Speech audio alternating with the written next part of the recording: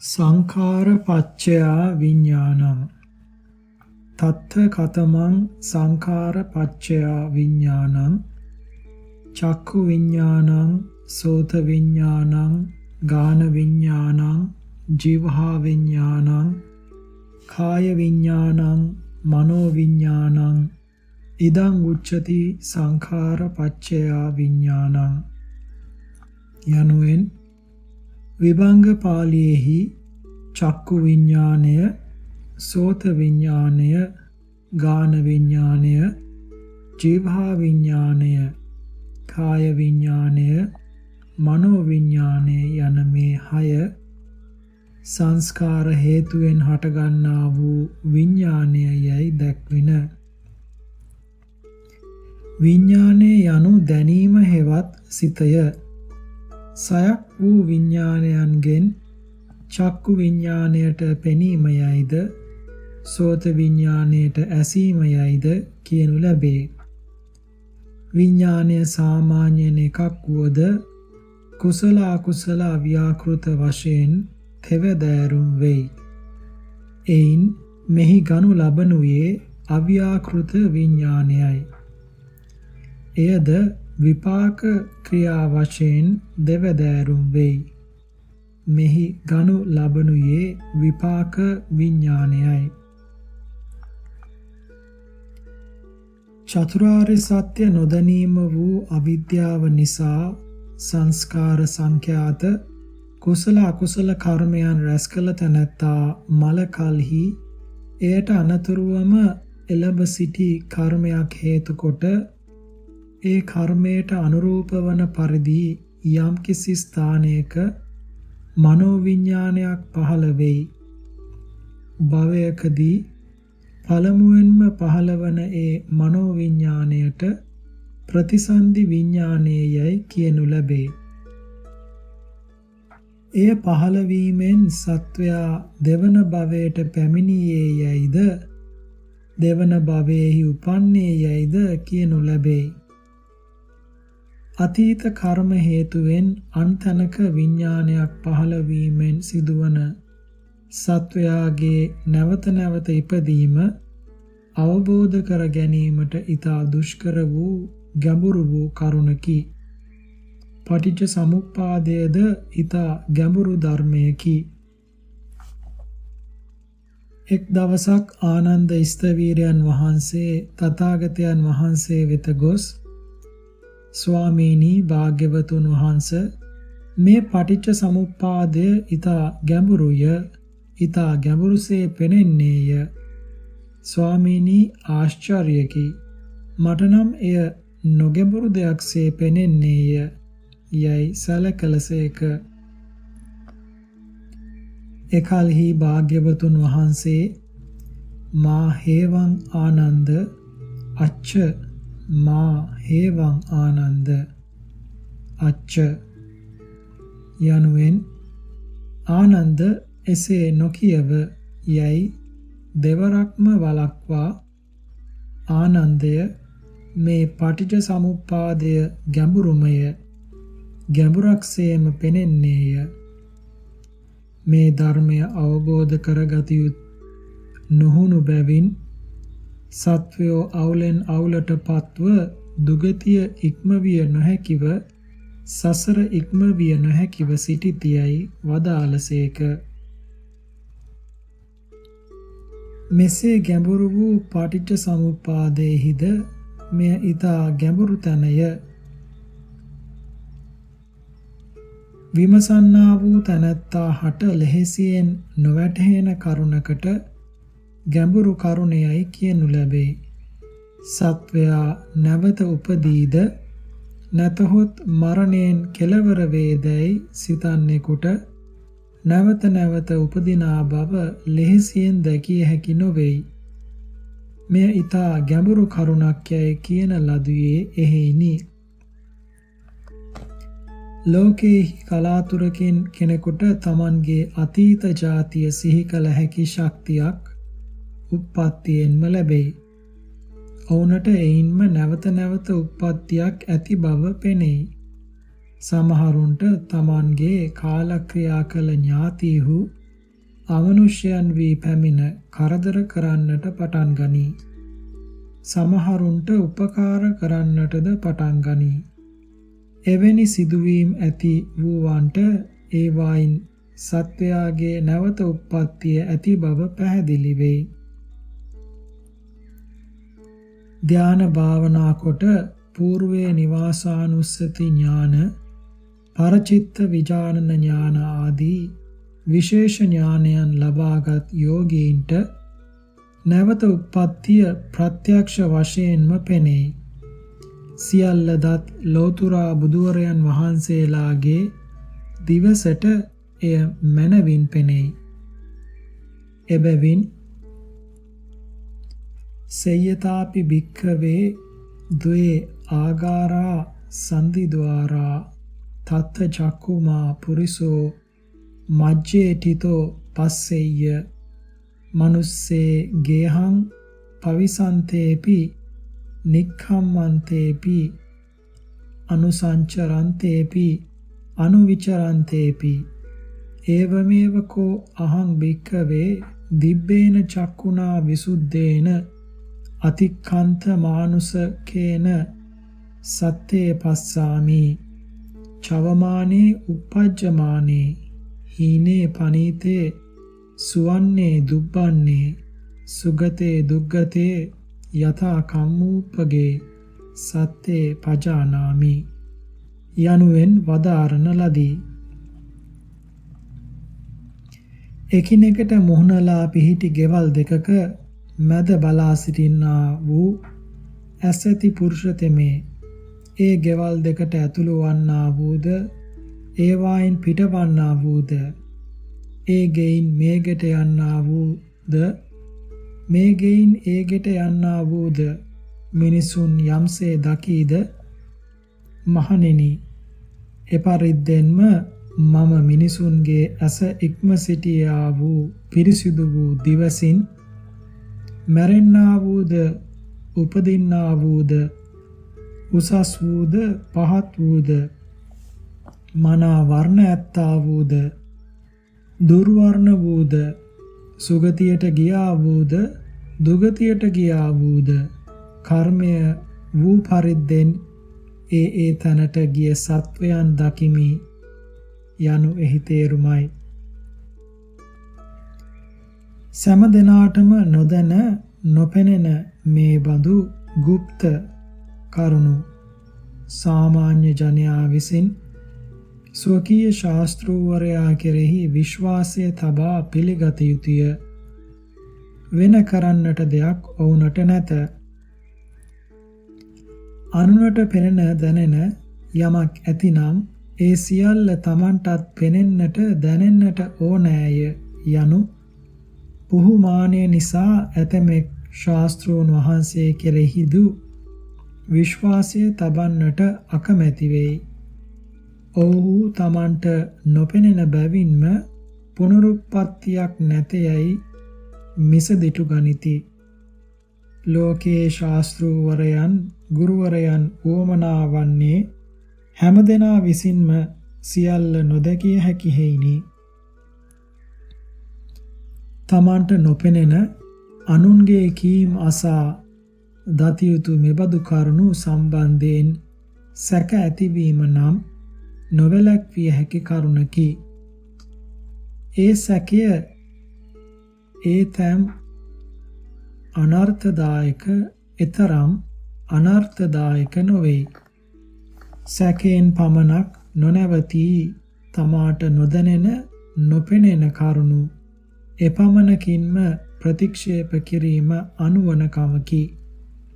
මෙබඳු කරුණු දැනීමට බොහෝ වෙහෙසී ලබාගත යුතු විශිෂ්ට ඥානයක් වුවමනා වෙතත් නැත යයි ප්‍රතික්ෂේප කිරීමට වුවමනා මානයත් මෝඩකමත් පමණකි. සත්වයන්ගේ නැවත නැවත උප්පත්තියක් ඇත යන බුදුන් වහන්සේගේ වචනය ගෞරවයෙන් පිළිගෙන ලෝකයේ දෙස බලන්නා හට එය සත්‍ය බවට නොඑක් විට නොඑක් සාක්ෂි ලෝකයෙන් ලැබෙයි. ඒවායින් ඔහුගේ සැකය දුරු වෙයි. බුදුන් වහන්සේගේ වචනයට ගරු නොකර තමාට නොපෙනෙන නොදැනෙන පමණින්ම මතු ඉපදීමක් නැත යන උච්ඡේද දෘෂ්ටියගෙන එහි පිහිටා ලෝකයේ දෙස බලන්නා වූ තනත්තා හට පෙනෙනුයේ මතු උප්පත්තියක් නැති බවට සාක්ෂියෝමය. ඇති බවට ඇති සාක්ෂි වලින් එකකොදු ඔහුට නොපෙනේ. එය සිතේ ඇති එක්තරා গুপ্ত ස්වභාවයකි. ඒ ස්වභාවය නිසා වරක් උච්ඡේද දෘෂ්ටිය ගත් තැනැත්තා එය තවත් දැඩි කොට ගනිති. අනුන් කියනු ඇසූ පමණින්ම යමක් නොපිළිගෙන තමන්ගේ නුවණින්ද විමසා සත්‍යයයි වැටහුණොත් පමණක් පිළිගත යුතුය යනු යහපත් උපදේශක් වන නමුත් එය සෑමදෙනාගේම කියුම් සම්බන්ධයෙන් හා හැම කරුණක්ම සම්බන්ධයෙන්ද යෙදිය යුත්තක් නොවේ. රෝගියෙකුට වෛද්‍යවරයා විසින් නියම කළ බෙහෙත ඒ රෝගයට ගුණවන්නක්ද අගුණවන්නක්ද ගුණාගුණ දෙකම නොවන්නක්දයි විමසා දැනගෙනම බෙහෙත වළඳන්නට සිටියහොත් ඔහුට මිය යන්නට මිස බෙහෙත් වළඳා රෝගය සුව කර ගන්නට කලක් නොලැබෙයි. සෑමදෙනම එසේ කරන්නට සිතුවහොත් වෛද්‍යවරයෙකුට මිස අනෙකෙකුට බෙහෙතක් වළඳින්නට සිදු නොවන්නේය. එමෙන් ශාස්ත්‍රූන් වහන්සේගේ වචනය විමසා සත්‍ය අසත්‍යතාව අවබෝධ කරගෙනම ආගම අදහන්නට සිටියහොත් ශාස්ත්‍රූන් වහන්සේ වැනියෙකුට මිස අනෙකෙකුට ආගම හැදහීමට සිදු නොවන්නේය. වෛද්‍යවරයා නියම කරන බෙහෙත විමසා දැනගෙන වළඳන්නට සිටීම අනුවණකමක් වන්නාක් මෙන්ම සෑම දෙනාටම නොදැකිය හැකි කරුණක් වූ නැවත නැවත උප්පත්තිය විමසා තමන් දුටු විටක පිළිගන්නට සිටීම අනුවණකමකි. මෙබඳු ගැඹුරු කරුණු සාමාන්‍ය ජනයා විසින් ශාස්ත්‍රූවරයා කෙරෙහි විශ්වාසය තබා පිළිගත යුතුය. ආගමෙහි ශ්‍රද්ධාව උතුම් ධර්මයක් කොට උගන්වන්නේද හැම දෙනාටම හැම දෙයම නොදැකිය හැකි හේිනි. හැම දෙනාටම හැම දෙයම දැකිය හැකි නම් ශ්‍රද්ධාවෙන් ඇති වැඩක්ද නැත. තමන්ට නොපෙනෙතත් සත්‍ය වශයෙන් නැවත ඉපදීමක් ඇති බව බුදුන් වහන්සේ කෙරෙහි ශ්‍රද්ධාව පිහිටුවාගෙන සෑමදෙනා විසින්ම පිළිගෙන තම තමන්ගේ දෙලෝ වැඩ සාදාගත යුතුය. කවර ආකාරයකින් හෝ දන නැවත ඉපදීමක් ඇති බව පිළිගන්නවුන්ටද එය සිදුවන ආකාරය නිවැරදිව දැන ගැනීමට අතිශයින් දුෂ්කරය. එබැවින් ඔවුන්ගෙන් ඇතමෙක් ප්‍රාණය නම් වූ දෙයක් ඇති සැටියට සිතින් සලකාගෙන එය එක් ශරීරයකින් අනෙක් ශරීරයකට යාමෙන් නැවත උප්පත්තිය සිදු වෙතැයි ගත්හ. ඇතමෙක් ආත්ම නම් වූ දෙයක් සිතින් මවාගෙන එය එක් ශරීරයකින් අනෙක් ශරීරයකට යාමෙන් නැවත ඉපදීම සිදු වෙතැයි ගත්හ. ඇතමෙක් නිත්‍යව පවත්නා විඥානයක් සිතින් ඇති කරගෙන එය එක් ශරීරයකින් තවත් ශරීරයකට යාමෙන් නැවත නැවත ඉපදීම වෙතැයි ගත්හ. මේ ශරීරයේහි දෙවන භවයකට යන යම් කිසිවක් ඇතයයි ගැනීම ශාස්වත දිට්ඨියයි. මතු ඉපදීමක් නැතයයි ගැනීම උච්ඡේද දෘෂ්ටියයි. ශාස්වත දිට්ඨිය උච්ඡේද දිට්ඨියසේ අනර්ථදායක නොවේ. එය තිබීමෙන් මරණින් මතු සුගතියට යාමට බාධාවක් නොවේ. තථාගතයන් වහන්සේ විසින් දක්වන ක්‍රමය ඒ දිට්ඨි දෙකින් එකකටවත් හසු නොවන ක්‍රමයකි. එබැවින් තථාගතයන් වහන්සේ මෙසේ වදාළසේක. සබ්බ මත්ථීතිකෝ කච්චාන අයමේකෝ අන්තෝ සබ්බං නත්ථීති අයං ဒ ුතියෝ අන්තෝ ඒතේකෝ කච්චාන උගෝ අන්තේ අනුපගම්ම මජ්ජේන තථාගතෝ ධම්මං දේසේති. කච්චායන සියල්ල ඇත යන ශාස්වත දිට්ඨිය එක් අන්තයකි. සියල්ල නැත යන උච්ඡේද දිට්ඨිය දෙවන අන්තයේය. කච්චානය ඒ අන්ත දෙකට නොගොස් තථාගත තෙමේ මධ්‍යයෙන් ධර්ම දේශනා කෙරේය යනු එහි තේරුමයි. තථාගතයන් වහන්සේ විසින් දේශිත ක්‍රමයේ හැටියට වර්තමාන සත්වයාගෙන් කිසිම කොටසක් අනාගත භවයට නොයන්නේය. එහෙත් නැවත ඉපදීම සිදුවන්නේය. වර්තමාන භවයෙන් කිසිවක් නොගොස් සිදුවන්නා වූ ඒ ඉපදීම පහසුවෙන්ම තේරුම් ගත හැකි කරුණක් නොවේ. එය තේරුම් ගැනීමට උත්සාහ කළ යුතුය. තේරුම්ගත් කලෙහි හෙතෙමේ හොඳම බෞද්ධයෙක් වන්නේය. අපගේ ශක්තිය හැටියට මෙහි එය පිළිබඳ විස්තරයක් කරනු ලැබේ. පුනරුත්පත්තිය සිදුවන හැටි. සිතය කයය කියා සත්වයෙකුගේ කොටස් දෙකකි. එයින් සිත කය ඇසුරු කොට කයෙහි පිහිටා පවත්නකි. කය සිත නිසා සිතට අනුව පවතින්නකි. ඒ දෙකින් සිත යම්කිසි වස්තුවක් නොව ක්‍රියාවකි. එබැවින් සෑම සිතක්ම ඇසිපිය හෙලන්නට ගතවන කාලය පමණවත් නොපැවතී උපන් හැටියේම බිඳෙන්නේය. බිඳීමයයි කියනුයේ එහි නැති වී යාමටය. උපන්නා වූ සිත බිඳෙනු සමගම ගලා බස්නා ගංගාවක එක තැනක ජලය පහළට බසිනු සමගම හිස් බවක් අතරක් නොපෙනෙන ලෙස එතැනට උඩින් තිබූ ජලය පැමිණෙන්නාක් මෙන් එතැනට අලුත් සිතක් පහළ වෙයි. මෙසේ එකක් බිඳෙනු සමගම පරතරයක් හෙවත් හිස් කාලයක් නොපෙනෙන ලෙස නැවත සිතක් පහළ වීම සිතෙහි ඇති එක්තරා 이르දි විශේෂයකි. එබැවින් සිත් පරම්පරාව දීර්ඝ වූ වැලක්සේ නොසිඳී නිවනට පැමිණෙනතුරු පවතී. එක් සිතක් නිරුද්ධ වූ පසු එකවර සිත් කීපයක් ඇති වී අතු බෙදී යන ස්වභාවයක්ද එහි නැත. එබැවින් එක් සත්වයෙක් ලෙසම සිටෙනු මිස කිසි කලෙක බෙදී දෙදෙනෙක් නොවන්නේය. නැවත නැවත ජාතියෙන් ජාතිය උපදිනා සත්වයාගේ ශරීරවල එකිනෙකට සම්බන්ධයක් නැත.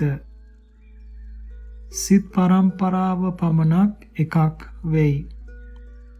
මිනිසෙකු මැරී දෙව්ලොව උපන් කල්හි දෙව්ලොව උපන්නේ ඒ මිනිසායයි කියනුයේ දැන් ඒ දෙවියාගේ ශරීරය ඇසුරු කොට පවතින්නේ මිනිසාගේ ශරීරයේ පැවති චිත්ත පරම්පරාවම නිසාය. වර්තමාන ශරීරයෙන් කිසිවක් අනාගත භවයට නොපැමිණ ඉපදීමේ ක්‍රමය මෙසේය. සත්ව ශරීරයේ හෘද කෝෂය ඇතුළත පවත්නා ලය ඇසුරු කොට පවත්නා වූ විඥාන ධාතුවට ආධාරස්ථානය වන එක්තරා ධාතු කොටසක් ඇත්තේය. එයට අභිධර්ම ප්‍රකරණවල වස්තු රූපය යන නම හා හෘදය වස්තු යන නමද විවහාර කොට තිබේ. ඒ වස්තු රූපය විඥාන ධාතුවසේම බිඳි බිඳි නැවත නැවත උපදෙමින් පරම්පරා වශයෙන් පවතින්නකි. හෘදය කෝෂය තුල නිතර පවත්නා ලයක් නැත.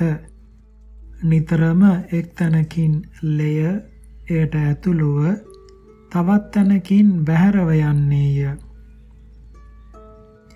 එහෙත් හෘද රූපයයි කියන ලද ධාතු විශේෂය හෘද කෝෂයෙහි වූ ලය සමගම පවතිනවා මිස ඉන් බැහැරවන ලය හා එක් වී පිට වී නොයයි. එබැවින් වස්තු රූපය හෘදය කෝෂය තුලම පවතින්නේ යයි කියනු ලැබේ. සත්වයාගේ සිත් පරම්පරාව පවතින්නේ ඒ වස්තු රූපේහිය. හෘදය කෝෂය වනාහි පරණ ලය බැහැර කරනු පිණිස හා අලුත් ලය ගැනීම පිණිසද නිතර ක්‍රියා කරන්නේය. යම් කිසි හේතුවකින් හෘදය වස්තුව ක්‍රියා විරහිත වුවොත් එහි ලය විකෘතියට පැමිණේ. ඉන්පසු ඒ ලේහි විඥාන ධාතුවට නිෂ්ක්‍රිය වන හෘදය රූප නම් වූ ධාතු කොටසට නොපැවතිය හැකි වෙයි.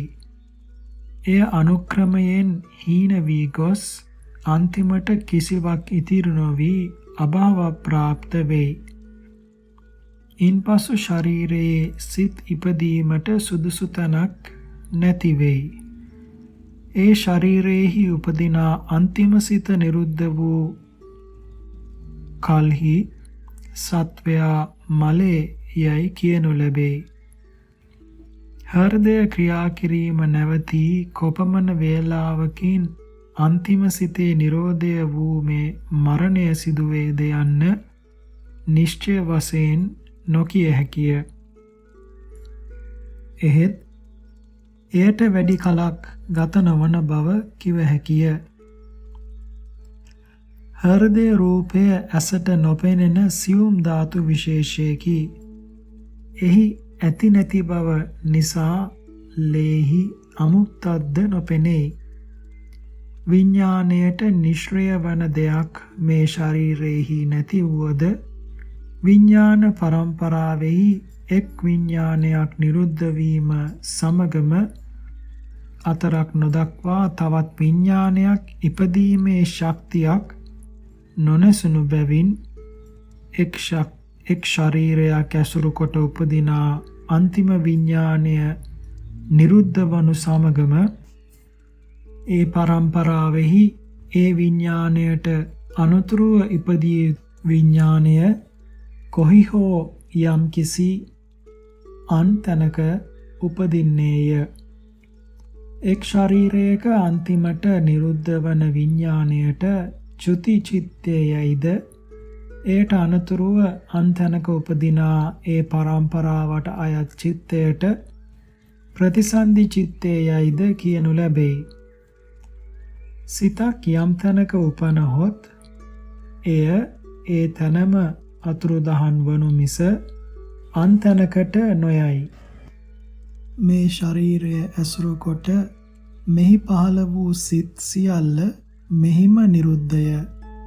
ප්‍රතිසන්දි චිත්තයයි කියනු ලබන අනාගත භවයාගේ පළමුවන සිත මෙහෙන් නොගොස් එහිම පහළ වූවකි.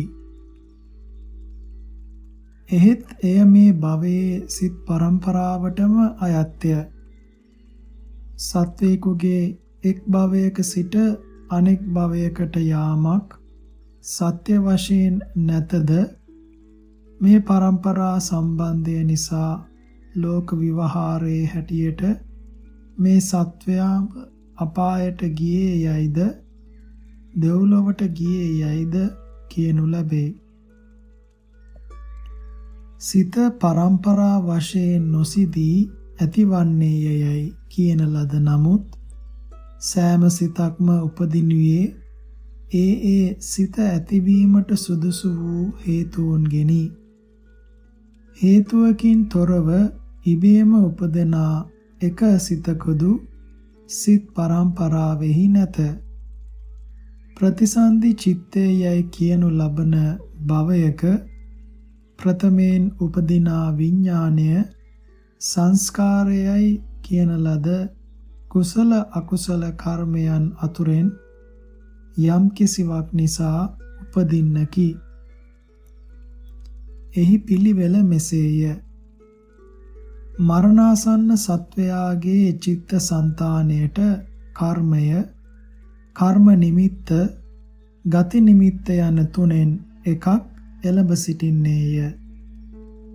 එහි කර්මය යනු මැරෙන්නා වූ සත්වයා විසින් ඒ භවයේහි කළා වූද, ඒට පෙර භවවලදී කළා වූද කුසල අකුසල කර්මයෝය. මරණාසන්න සත්වයා හට තමා කරන ලද කුසල අකුසල කර්මයන් අතුරෙන් යම් කිසිවක් ඒ අවස්ථාවේදී සිහි වෙයි. එය කර්මය එළඹ සිටීමය. කර්ම නිමිත්ත යනු කර්මය සිදු කිරීමට උපකරණ වූ වස්තුන් හා පුද්ගලයෝය. සමහර විට මරණාසන්න සත්වයාගේ සිතට කර්මය එළඹ නොසිට කර්ම නිමිත්ත එළඹ සිටින්නේය. ප්‍රාණඝාතය කළවුන්ට මරණු ලැබූ සත්තු හෝ ඔවුන්ගේ මස් හෝ ප්‍රාණඝාතයට වුවමනා උපකරණ හෝ එයට සහාය වූ පුද්ගලයෝ හෝ පෙනෙත්. දන් දුන් තැනැත්තා හට ආහාර පාන ආදී දාන වස්තු හෝ ප්‍රතිග්‍රාහකයෝ හෝ සහාය වූ පුද්ගලයෝ හෝ පෙනෙත්. වන්දනා කළ තැනැත්තා හට විහාර, චෛත්‍ය, මල්, පහන් ආදී වස්තු පෙනෙන්නේය. ඒවා තමාගේ සමීපයේම තිබේ නම් කර්ම නිමිත්ත වශයෙන් ඇසටම පෙනෙන්නේය. පුරාණ කර්මයන්ගේ නිමිති සිහින පෙනෙන්නාක් මෙන් සිතටම පෙනෙන්නේය. ගති නිමිත්ත යනු කර්මය හේතු කොට මතු උපදින ස්ථානයේ ඇති දෙයකි. සමහර කෙනෙකුට මරණාසන්නයේදී ගති නිමිත්ත පෙනෙන්නේය. නරකයේ උපදිනා සත්වයන්ට ගිනිජාලා, යමපල්ලු ආදී භයංකර දේ ගති නිමිත්ත වශයෙන් දර්ශනය වෙයි. ප්‍රේතව උපදින්නවුන්ට ප්‍රේතයන්ගේ වාසස්ථාන ආදී දර්ශනය වෙයි. මව් කුසයක උපදින්නවුන්ට රතු රෙද්දක්සේ ඒ මව් කුසම දර්ශනය වෙයි. මේවා දර්ශනය වන්නේද සිහින පෙනෙන්නාක්සේ සිතටය. කලාතුරකින් කෙනෙකුට ගති නිමිත්ත ඇසට නොපෙනෙන්නේ නොවේයි. මරණාසන්නයේහි මේ තුන අතුරෙන් එළඹ සිටි දෙයක් අරමුණු කරමින් මරණ සත්වයාගේ චිත්ත සන්තතිය පවතින්නේය. මේ අවස්ථාවේ අනුශය වශයෙන් පවත්වන්නා වූ අවිද්‍යාව නිසා සත්වයා හට යා යුතු භවයේ ආදීනව වැසෙයි.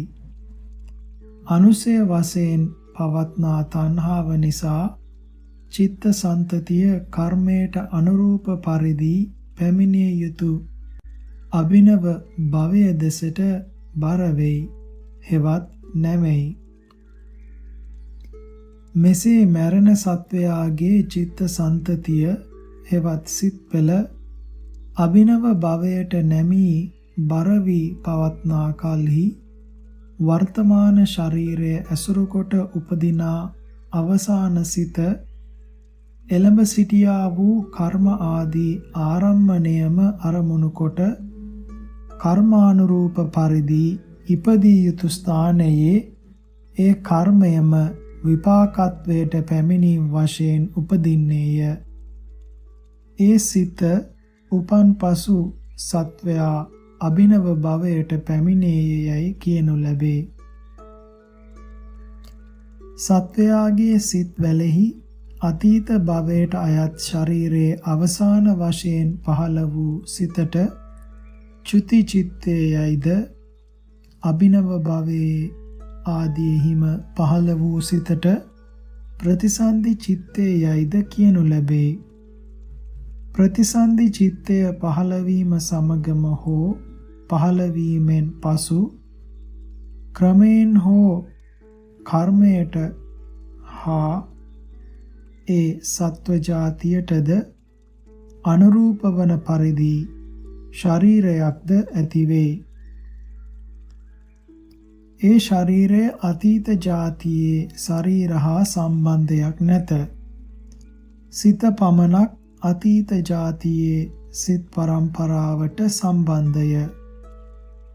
ප්‍රතිසන්දි චිත්තේ යයි කියන ලද භවයේහි ප්‍රථමයෙන් පහළවන්නා වූ සිත අන්සිතක් නැති සෑම අවස්ථාවෙම නැවත නැවත ඉපදීම් වශයෙන් ඒ භවය මුළුල්ලෙහිම පවතින්නේය. චිත්ත පරම්පරාව නොසිඳී පැවැත්මට එය හේතු වෙයි. එබැවින් නැවත නැවතත් පහළවන්නා වූ ඒ සිතට භවාංග චිත්තේ යයි කියනු ලැබේ. සත්වයාගේ ප්‍රකෘති සිත එයය. ඒ සිත ඇති බව දැන ගැනීම නම් අපහසුය. ශරීරය පහළ වී චක්ෂු ආදී ඉන්ද්‍රියන් හා රූපාදීන් ගැටුණු කලෙහි කුසල අකුසල සංඛ්‍යාත සංස්කාර හේතුවෙන් චක්කු විඥාන ආදී විඥානයෝ පහළ වෙති. කුසල අකුසල සංඛ්‍යාත සංස්කාරය නැතහොත් සත්වයාගේ චිත්ත පරම්පරාව මරණයෙන් සිඳෙනු මිස අනාගත භවයට නොපැමිණෙන්නේය. එබැවින් කර්මයෙන් සත්වයා ඒ ಜಾතිවලට පමුණුවන ලැබේ යයි කියනු ලැබේ. කර්මය ඇතද අවිද්‍යා තෘෂ්ණා දෙක නැතහොත් ඒ කර්මය සත්වයා ඒ භවයන්ට යැවීමට සමත් නොවේ. අවිද්‍යා තෘෂ්ණාවෝද කර්මය නැති කලෙහි සත්වයා ඒ භවයට පැමිණවීමට අපොහොසත් වෙති. එබැවින් කර්මය ඇතත් අවිද්‍යා තෘෂ්ණාවන් ප්‍රහාණය කළ රහත් වූ නැවත නූපදීති. නැවත නැවත උප්පත්තියට අවිද්‍යා තණ්හා කර්ම යන තුනම බලවත් හේතුය. ඒනිදු තෘෂ්ණා කර්ම දෙක වඩාත් ප්‍රධානය. විඥාණයට තෘෂ්ණාව බලවත් හේතුවක් වතුදු හේතුඵල පරම්පරා ක්‍රමයක් දක්වන මේ පටිච්ච සමුප්පාද දේශනෙහි තෘෂ්ණාවේ විඥාන හේතුත්වය දක්වන්නට ගියහොත් දේශනා ක්‍රමය අවුල් වන බැවින් මෙහි විඥාන හේතුත්වයෙන් තෘෂ්ණාව නොගන්නා ලදී. මේ එක් දේශනා ක්‍රමයකි. ආර්ය සත්‍ය දේශනාවෙහි වනාහි සත්වයාගේ නැවත නැවත ඉපදීමේ හේතුව වශයෙන් දක්වා තිබෙන්නේ කර්මය නොව තෘෂ්ණාවය. ඒ එක දේශනා ක්‍රමයකි. ක්‍රම දෙක අවුල් කර නොගෙන වෙන් වූ ක්‍රම දෙකක් හැටියට සලකා ගත යුතුය. මිනිසෙක් මැරී දෙවියෙක්ව උපන්නේ යයි කියන කල්හි මනුෂ්‍ය ශරීරයෙන් කිසිවක් නොගොස් දෙව්ලොව උපන් දෙවියා ඒ මිනිසාමද නැතහොත් අනෙකෙක්ද යන මෙහිදී නැගිය හැකි ප්‍රශ්නයකි. මිනිසාගේ ශරීරයෙන් පැමිණි කිසිවෙක් ඒ දෙවියාගේ సంతානෙහි නැති බැවින් දෙවියා මිනිසාද නොවේ. දෙවියාගේ ශරීරය ඇසුරු කරමින් පවතින්නේ මිනිසාගේ ශරීරය ඇසුරු කරමින් පෙර පැවති සිත් පරම්පරාවම බැවින් දෙවියා ඒ මිනිසාගෙන් අනෙකෙක්ද නොවේ. සත්‍ය වශයෙන් ලැබෙන සත්වයාය කියා දෙයක් නැත. එය නාම රූප පරම්පරාවන්ටම විවහාර කරන නමකි. මිනිසෙකුගේ సంతානෙහි ඉපදීමේ පටන් මරණය දක්වා නොනසී පවත්නා කිසිම දෙයක් නැත. ඇත්තේ චිත්ත චෛතසික පරම්පරාවක් හා රූප පරම්පරාවකි. ඒ පරම්පරාවක් බව නොපෙනෙන නිසා සිතින් එකක් කොට වරදවාගෙන කලක් ජීවත් වන මිනිසෙක් හෙවත් සත්වයෙක් ඇතයයි සලකනු ලැබේ. චිත්ත චෛතසික පරම්පරාව හා රූප පරම්පරාවක් මිස සත්වයෙක් කියා කලක් පවත්නා දෙයක් නැති බව තේරුම් ගතහොත් මේ සත්වයාම ජාතියෙන් ජාතියට යන්නේද නොයන්නේද? වර්තමාන භවයෙන් කිසිවක් නොගොස් අනාගත භවයේහි අලුතෙන්ම උපන් සත්වයා අතීත ජාතියේ විසූ සත්වයාද අනෙකෙක්ද යන මේ ප්‍රශ්න ලෙහෙසියෙන්ම විසඳෙන්නේය.